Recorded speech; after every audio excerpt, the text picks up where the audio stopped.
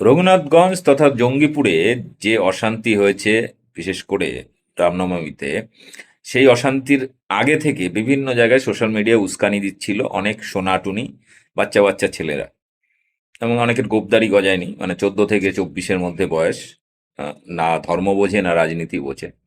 তো রাজনৈতিক কারবারিদের উস্কানিতে এরা সোশ্যাল মিডিয়ায় যেমন উস্কানি দিচ্ছিল, এবং রাস্তাঘাটে গিয়ে যে ধরনের বিশৃঙ্খল উচ্ছৃঙ্খল কার্যকলাপ করেছে, মুসলিমদের বেছে বেছে দোকান ভাঙচুর, আগুন দেওয়া, লুটপাট, তারপরে তো রয়েছে মানে মারধর, অনেককে কোপানো হয়েছে। তো এরকমই এক নাবালক সোনাটুনি, মানে বিজেপি আরএসএস এর ভাইরাস আক্রান্ত জম্বি। তো এরকম একটি অল্প বয়সী ছেলে এই দাঙ্গার আগে উস্কানি দিচ্ছিল, দাঙ্গার সময় উস্কানি দিচ্ছিল ভিডিও করে। তারপরে দাঙ্গা হয়ে যাওয়ার পর এর মাথা থেকে ভাইরাসটা বেরিয়ে গেছে। তারপরে কি বলছে ভিডিও করে আপনাদের দাঙ্গায় সময়কার ভিডিও দেখাবো, এবং দাঙ্গা হয়ে যাওয়ার পর ক্ষয়ক্ষতি দেখে যখন তার একটু হুঁশ ফিরল, তখন সে ভিডিও করে কি বলছে। দুটো ভিডিওই শুনবেন।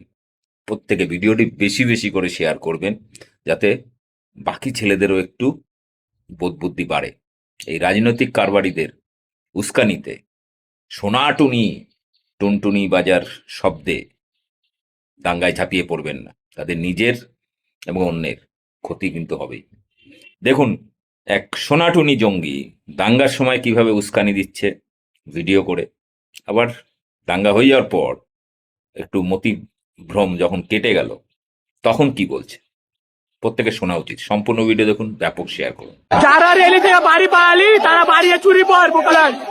এতে তোরা সনাতন ধর্মের কাট্টার হিন্দু, নিজেকে হিন্দু বলে লজ্জা করে বোকা। ভিডিওটি আপনারা দেখলেন, এই ভিডিওটি হচ্ছে গতকালকে যখন রামনবমীর মিছিল থেকে ঝামেলা শুরু হয় বা তাণ্ডব চালানো হয়, ঠিক তখনকার বক্তব্য।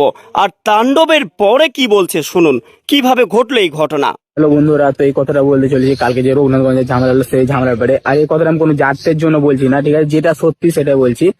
তো কাল আমাদের কিছু হিন্দু ভাইরা উপরে ঝান্ডা টাঙতে গিয়েছিল। তো হিন্দু ভাইরা, তোমাদের কি দরকার ছিল মুসলিম ভাইদের ঝান্ডাটা খোলার? এটা তো কোনো কারণ ছিল না, তোমরা পাশে পারলে বাঁধতে পারতা, ঠিক আছে, পাশে অনেক জায়গা ছিল। কি দরকার ছিল? কাল তোমাদের জন্য কত ব্যবসায়িকরা অনেক লোকসান হলো, তারপরে কত মুসলিম ভাই আগত হলো, কত হিন্দু ভাই আগত হলো, তোমরা নিয়ে মারকে ঝামেলা লাগিয়ে পালিয়ে গেলে, ঠিক আছে। ক্ষতিটা কাদের হলো? আমাদের হিন্দু ভাই, আমাদের মুসলিম ভাই, আর ব্যবসায়িকদের, ঠিক আছে।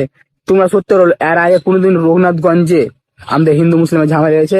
লাগেনি। কাল তোমাদের এই ছোট কারণের জন্য এত বড় ঝামেলা। কি দরকার ছিল? জায়গা তো অনেক আছে ভাই, ঝান্ডা টাঙো না। লোকের ধর্মকে কেন ছোট করতে যাবা?